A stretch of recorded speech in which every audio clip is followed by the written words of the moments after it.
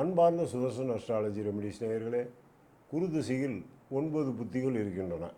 இந்த 9 புத்திகளும் கண்டிப்பாக நமக்கு நல்லதை செய்யுமா? கோச்சாரங்களில் வந்தால் ஒரு பலன், 10லே குரு இருந்தால் பதவி நாசம், தொழில் நாசம், அங்கிட்டு 5லே குரு இருந்தால் ராஜகிரகம், ஆனால் காரகம் காரக பாவனாசி, 6லே குரு இருந்தால் எதிரி ரணரோக சத்துருஸ்தானம், இப்படி சொல்லிக்கிட்டே போகிறோம். 4ல் குரு இருந்தால் துரியோதன் படை மாண்ட காலம் எல்லாம் சொல்கிறோம். ஆனால் இந்த குரு திசை நடப்பவர்கள் என்ன செய்ய வேண்டும், என்ன செய்யக்கூடாது? இது இந்த 9 புத்திகளுக்கு நான் பலன் சொல்கிறத வச்சு பாருங்கள். பெரும்பகுதி குரு திசை நடப்பவர்கள் முதல்ல தன்னுடைய சீட்டில் ஒரு 10 நிமிஷமாவது காணா போயிடும். ஏன்னா ஒருத்தர் நம்மளை தேடணும். ஐயோ காணாமேன்னு தேடிட்டா உங்களை அந்த குரு விட்டுருவார். ஒரு அவச்சொல்லாவது நமக்கு வரணுங்கிறது அந்த 16 வருஷத்தில் ஒரு விதி. அப்போ சீட்டில் உட்கார்றதோ, தொழில் ஸ்தாபனத்தை விட்டு ஒரு 5 நிமிஷம் போயிடுறதோ, ஏதோ ஒரு பதட்டமான சூழ்நிலை உங்களுக்கு இருந்து கொண்டே இருந்தால் நிச்சயமாக தப்பிச்சிருங்க. இது பொதுவான விதி. ஆனால் குரு தசையில் குரு புத்தி, இதில் நம்ம என்ன செய்யணும்? கண்டிப்பாக கையில் கடிகாரம் கட்டக்கூடாது. எந்த மனுஷன் கையில் குரு தசையில் குரு புத்தி நடக்கும்போது கட்டுறாரோ அவருக்கு கஷ்டம். அதை விட சொல்லணும்னு சொன்னால் இடுப்பில் பெல்ட்டு கட்டக்கூடாது. நீங்கள் இடுப்பில் பெல்ட்டு கட்டி மட்டும் பாருங்கள். நீங்கள் இந்த குரு தசையில் போடுற புத்தி உங்களுக்கு குரு புத்தியில் நிச்சயமாக வராத நோயெல்லாம் வந்துடுங்க, மனசை பாதிக்கும். அதை விட சொல்லணும்னு சொன்னால், ஒரு மனிதன் எப்போ தன்னுடைய தவக்கோலமாகிறானோ அப்போ மனுஷனுக்கு இந்த குரு தசையில் குரு புத்தி நல்ல ஒரு சோதனையை கொடுக்கும். தாய் தகப்பன் எல்லாரும் வெறுப்பாங்க, யாரும் மன்னிக்க முடியாத குற்றம் செஞ்ச மாதிரி பேசுவாங்க. இதிலிருந்து நீங்கணும்னா ரோட்டில் போகிற சன்னியாசிகளுக்கு, ரோட்டில் அவன் பாட்டில் காய் வெட்டி காய் துணி கொடுத்துட்டு அவன் எதுவும் உன்னை கேட்க மாட்டான். நம்மளாக போய் உணவு, அது என்ன உணவு? வியாழக்கிழமை அன்னைக்கு கொடுக்கணும், புளியோதரை கொடுக்கணும். பெரும்பகுதி சாம்பார் சாதம்லாம் கொடுக்காதீங்க. புளியோதரை, புளிப்பு சாதம், லெமன் சாதம் இப்படி வாங்கி கொடுங்க. நிச்சயமாக அந்த குரு புத்தியை நீங்கள் கழிச்சிடலாம். அல்லைன்னா ஆடை வாங்கி கொடுங்க, ட்ரெஸ் கொடுத்தக்கூடியது. அடுத்தது குரு திசையில் சனி புத்தி. இந்த சனி புத்தி நம்மளை விடுவாரா? அது என்ன செய்யும்? சனி பகவான் சங்குக்கு ரொம்ப கட்டுப்பட்டவர். ஆனால் அந்த சங்கை கொண்டு நம்ம வாங்கி வைக்க முடியாது. அது பகவான் கிருஷ்ணன் கையில் இருக்குது. அந்த சங்கை கொண்டு நம்ம நோண்டக்கூடாது. அப்போ என்ன செய்யணும்? சங்கு புஷ்பம்னு ஒன்று இருக்குது. இந்த சங்கு புஷ்பத்துக்கு அழகான ஒரு விஷயம், ஊதா நிற சங்கு புஷ்பம் கிடச்சுன்னா ரொம்ப விசேஷம். வீட்டிலே வளங்க, சங்கு புஷ்பம்னு கேளுங்க, அவன் கொடுப்பான். அதை வாங்கிட்டு வந்து தொட்டியில் வச்சு வளங்க, கொடி மாதிரி வளரும். அந்த கொடியில் ஊதா நிறத்தில் அழகழகாக சங்கு மாதிரி பூக்கும். அந்த பூவை எடுத்து சனி பகவானுக்கு கொண்டு வச்சு அந்த சனி புத்தி முடியும் தண்டியும் நீங்கள் சாமி கும்பிடுங்க. உங்கள் வீட்டில் இரும்பு பெட்டியில் எவ்வளோ தங்கம் இருக்குது, தகர பெட்டியில் எவ்வளோ பணம் இருக்குது, இது உங்களுக்கு உங்களாகவே தெரியும். பணத்தை என்ன செய்வது என்று தெரியாத அளவுக்கு குரு திசையில் சனி புத்தியில் நீங்கள் வாங்கிடலாம். ஆனால் கண்டிப்பாக ஒன்று சொல்கிறேன், த்ரோட் சம்மந்தப்பட்ட பிரச்சனைகள் வரும் சனி புத்தியில். அப்போ நம்ம என்ன செய்கிறது? அந்த சனி புத்தியில் நம்மளால் சமாளிக்க முடியுமா? திருநீலகண்ட மந்திரம் படிங்க. நிச்சயமாக சனி புத்தி உங்களை ஒன்றுமே செய்யாது. அது நிறையா பேருக்கு பாட்டிருக்கேன்.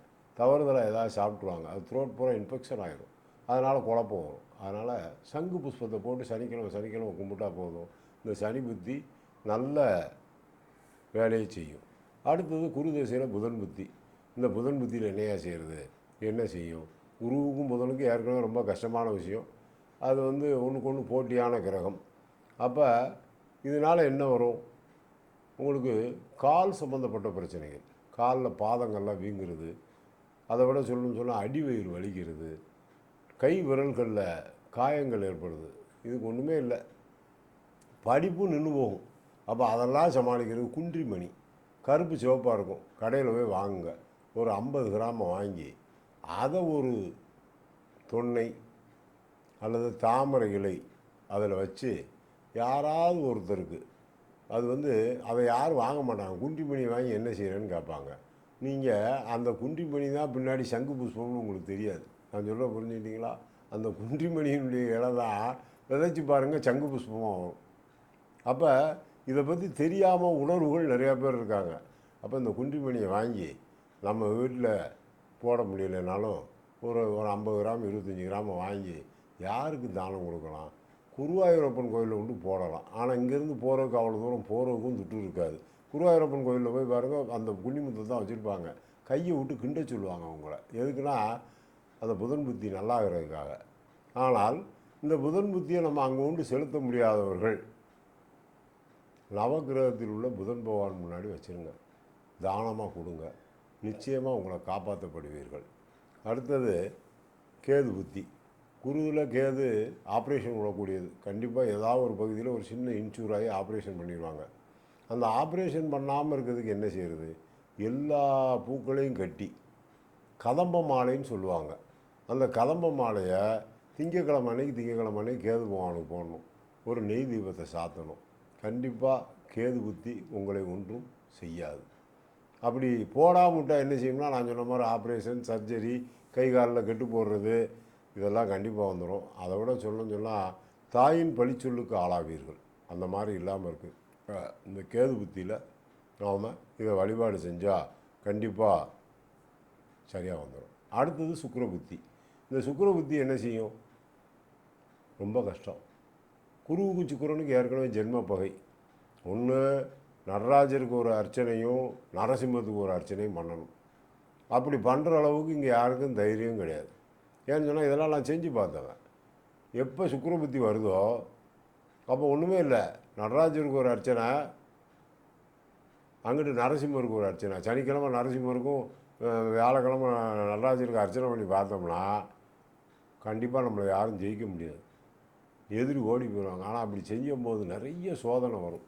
வீட்டில் கஷ்டம், பண கஷ்டம், அவமானங்கள், தொழில் லாசம், அதெல்லாம் வந்துடும். அதெல்லாம் உங்களால் தாங்க முடியாது. அப்போ நம்ம என்ன செய்யணும்?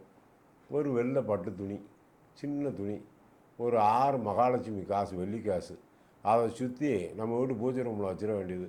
பத்தி சூடத்தை காட்ட வேண்டியது. அதை எடுத்து கையில் வச்சுட்டு பணம் வேணும்னு சொல்லுங்கள். எங்கே இருந்தோ பணத்தை கொண்டாந்து போட்டு போயிடுவான். கீழே கிடந்து கூட பணம் கிடைக்கும். அந்த அளவுக்கு செய்யும் இந்த சுக்கிர புத்தி. அதுக்கு என்ன? ஒரு சின்ன பட்டு துணி, வெள்ளை பட்டு துணி, சுத்தமான பட்டு துணி, ஒரு 6 வெள்ளி காசு, அதை ரெண்டையும் சுற்றி பூஜை ரூமில் வச்சுட்டு தினமும் எடுத்து கும்பிடுதல். அதை வெள்ளை நூலை வச்சு கட்டி வச்சிங்கன்னா ரொம்ப உத்தமம். அதனால் இதை செய்தால் இந்த சுக்கிர புத்தி உங்களை நல்லாவே இருக்கும். அடுத்தது சூரிய புத்தி. அந்த சூரிய புத்திக்கு என்ன செய்கிறது? குருதசை, சூரிய புத்தி. இது என்ன ஆகும்? நம்மளுடைய உடம்பில் ஏதாவது சதைப்பகுதிகள் இழுக்கும். கெண்டைக்கால் நரம்புகள்லாம் இழுக்கும். பிடதி வலிக்கும். கழுத்தில் அதில் தான் அந்த காலர் மாதிரி போடுவாங்க. அதெல்லாம் போட வேண்டிய சூழ்நிலை வரும். கழுத்து குனிஞ்சிக்கிட்டே போகும். ஏன்னா உடல் வளையலாம், ஆனால் உள்ளம் வளையக்கூடாது. இதுக்கு நாம் செய்ய வேண்டிய காரியம் அப்படின்னு எடுத்துக்கிட்டால் 27 செம்பருத்தி பூ மாலையாக கட்ட வேண்டியது. ஞாயிற்றுக்கிழமை சூரிய பகவான் கழுத்தில் கொண்டு நவகிரகத்தில் போட்டுற வேண்டியது. தனித்த சூரிய மூர்த்தியாக இருந்தாலும் சரி, இல்லைன்னா நவகிரகத்தில் உள்ள சூரிய பகவானாக இருந்தாலும் சரி, 27 செம்பருத்தி பூக்களை மாலையாக கட்டி அவர் கழுத்தில் போடுங்க. ஒரு நெய் தீபத்தை போட்டு வழிபாடு பண்ணுங்கள். முடிஞ்சால் கொஞ்சம் மூல கோதுமையை அங்கே வைங்க. நிச்சயமாக இந்த சூரிய புத்தி உங்களை ஒன்றும் செய்யாது, அள்ளி கொடுக்கும் வள்ளலாக செய்யும். அடுத்தது ஒரு சந்திர புத்தி. இந்த சந்திர புத்தி என்ன செய்யும்? விநாசகாலே விபரீத புத்தி. அப்போ அந்த புத்தி குருவுக்கும் சந்திரனுக்கும் யோகமாக இருக்கும்பாங்க. அதெல்லாம் கிடையாது. அதில் உள்ள விஷயம் என்னன்னு கேட்டால், சாந்தமான அம்மன்களை எடுத்துக்கணும். கொஞ்சம் காளியாக தான் மாறியாக தான் அப்படிலாம் போகக்கூடாது. மீனாட்சி, துர்க்கையை கூட எடுக்கக்கூடாது. விஷாலாட்சி, இப்படி ஒரு சாந்த சொரூபமான தெய்வங்களை எடுத்து அந்த தெய்வத்துக்கு கண்மலர், வெளியில் கண்மலர் வாங்கி அதை கொண்டு அது பாதத்தில் வச்சு அர்ச்சனை பண்ணி வாரம் திங்கட்கிழமை அன்னைக்கு ஒரு உண்டியலில் சேர்த்துக்கிட்டே வந்தீங்கன்னா, இல்லை மாதம் ஒரு முறையாவது செஞ்சுக்கிட்டே வந்தீங்கன்னா, குரு திசையில் சந்திர புத்தி உங்களை நல்லதை செய்யும். குடும்ப குலதெய்வம் வரும். வீட்டில் உள்ள கன்னி தெய்வங்கள் பேசும். ஆர்குமெண்ட் பண்ண மாட்டீங்க யார் கூடயும். இல்லைன்னா கணவனோட வாக்குவாதம் பண்ணுவீங்க, இல்லை பிள்ளைகளோட வாக்குவாதம் பண்ணுவீங்க. முதியோர்களாக இருந்தால் ஹோமில் கொண்டு சேர்த்துருவாங்க. இந்த புத்தியில் தான் நம்ம பேசுகிறது அவங்களுக்கு பிடிக்காது. அதனால் இதை செய்தீர்களானால் நிச்சயமாக காப்பாற்றப்படுவீர்கள். அடுத்தது குருதசையில் செவ்வாய் புத்தி. இந்த செவ்வாய் புத்தி என்ன செய்யும்? கண்டிப்பாக நம்மளுடைய மனதில் ஒரு சலனம் வரும். சொத்தை வித்துடலாமா, தானம் எழுதி வச்சிடலாமா, அப்படிலாம் யாருக்காவது இது பிரயோஜனம் இல்லாமல் போயிடுமா, இதெல்லாம் ரொம்ப கவலைப்படுவீங்க. அப்போ என்ன செய்யணும், செண்பகப்பூன்னு ஒரு பூ இருக்குது, அது குற்றாலம் பக்கம் கிடைக்கும். அந்த செண்பகப்பூவை வாங்கி சின்ன மாலையாக கட்டி ஒன்று நவக்கிரகத்தில் உள்ள செவ்வாய் பகவான் அல்லது முருகப்பெருமானுக்கு மாலையை அணிவிச்சு செவ்வாய்க்கிழமை போடுங்க. அதுக்கு ஒரு நெய் தீபம் ஏற்றிட்டு வாங்க. பூமி சம்பந்தப்பட்ட பிரச்சனைகளும், பாகப்பிரிவினை சொத்துக்களால் இல்லாதவர்கள், கஷ்டப்பட்டு கொண்டிருப்பவர்களும், சகோதர சகோதரிகள் காணா போய் நீண்ட காலம் தகப்பன் வரை தெரியாமல் இருப்பவங்க கூட எங்கே இருக்காங்கன்னு தெரிஞ்சிருவாங்க. அந்த மாதிரி விட்டு போன உறவுகள் உங்களோட ஒன்று சேரும். இந்த செவ்வாய் புத்திக்கு செண்பகப்பூ மாலையே சிறந்தது. அடுத்தது ராகு புத்தி. குரு தசையில் ராகு புத்தி இது ரொம்ப ஒரு சிரமம் கொடுக்கும்னு எல்லோரும் நினைக்கிறாங்க. அதெல்லாம் கிடையாது. பேரிச்சம்பழம், மஞ்சள் பொடி, நல்லெண்ணெய், இந்த மூணையும் வச்சுக்கோங்க. ஒரு சின்ன பாக்கெட் பேரிச்சம்பழம், கொஞ்சம் மூளை நல்லெண்ணெய் ஒரு பாக்கெட்டு, மஞ்சள் பொடி ஒரு பாக்கெட்டு. இதை என்ன செய்யணும், கொண்டு போய் ராகு பகவான் கோயிலில் வச்சாலும் சரி, இல்லைன்னா அங்கே இருக்க பிராமணருக்கு தானம் கொடுத்தாலும் சரி, கண்டிப்பாக இந்த பேரிச்சம்பழம் என்பது கஜூரிக்காயின்னு சொல்லுவாங்க.